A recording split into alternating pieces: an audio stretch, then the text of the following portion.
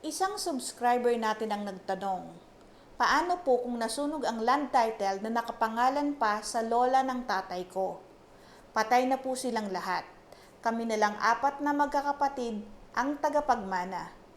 Paano po maisasalin sa pangalan naming 4 ang lupa na 2 parcel?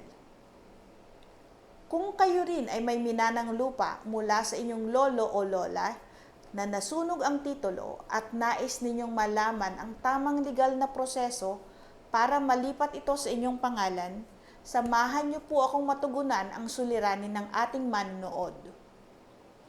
Paano nga ba ang pagpapalit ng nasunog na owner's duplicate title? Una ay kailangan mong gumawa ng affidavit of loss. Ito ay sinumpaang salaysay na naglalahad kung paano nawala o nasunog ang owner's duplicate copy ng titulo. Isumiti ito sa Registry of Deeds.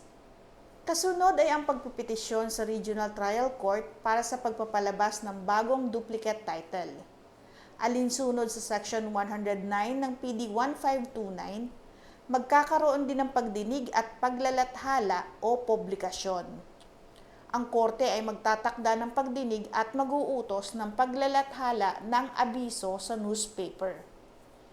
Matapos ang proseso ng paglalathala at pag-issue ng bagong kopya para sa may-ari ng lupa, kung walang tutol, maglalabas ang korte ng utos para sa Registry of Deeds na mag-issue ng bagong owner's duplicate certificate of title.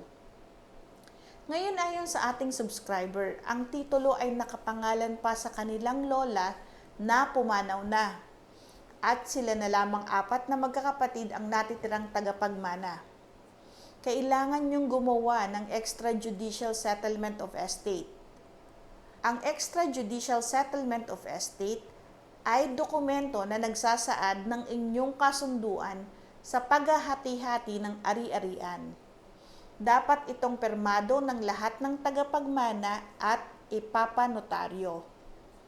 Dapat rin itong ipalathala o ipublish ang nasabing dokumento sa isang pahayagan na may malawak na sirkulasyon sa loob ng 3 magkakasunod na linggo.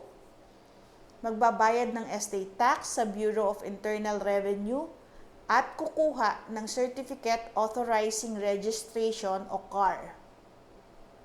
Dapat rin na maiparehistro ang bagong titulo. At sa Registry of Deeds, isusumite ang bagong owner's duplicate title, ang CAR at Deed of Extrajudicial Settlement upang mailipat ang titulo sa inyong pangalan. Sa Assessor's Office naman, i-update ang tax declaration sa munisipyo o City Assessor's Office gamit ang bagong titulo at iba pang kinakailangang dokumento. Sa pamamagitan ng tamang proseso, maaari niyong maisalin ang lupa ng inyong lola sa inyong pangalan, kahit na nasunog ang titulo. Kumonsulta sa isang abogado upang gabayan kayo sa bawat hakbang. Kung nakatulong sa inyo ang video na to, mag-like, mag-subscribe, at i-share ang video na to. Patuloy po kayong manood, magtanong at matuto ng tungkol sa batas. Magandang araw po. Ako si Attorney Claribel Lucila.